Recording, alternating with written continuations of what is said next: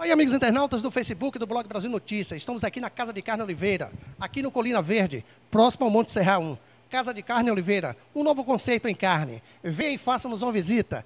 Casa de Carne Oliveira. Segue as imagens pelo Blog Brasil Notícias.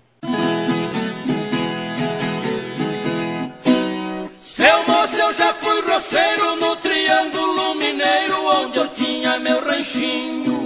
Eu tinha uma vida boa com a Isabel, minha patroa, e 4 barrigudinhos. Eu tinha 2 bois carreiros, muito porco no chiqueiro e um cavalo bom arriado.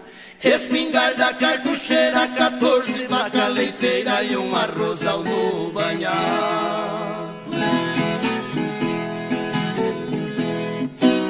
Na cidade eu só ia cada 15 ou 20 dias pra vender queijo na feira. E não mais estava forgado, todo dia era feriado, pescava a semana inteira. Muita gente assim me diz que não tem mesmo raiz essa tal felicidade. Então aconteceu isso, resolvi vender o sítio e vir morar na cidade.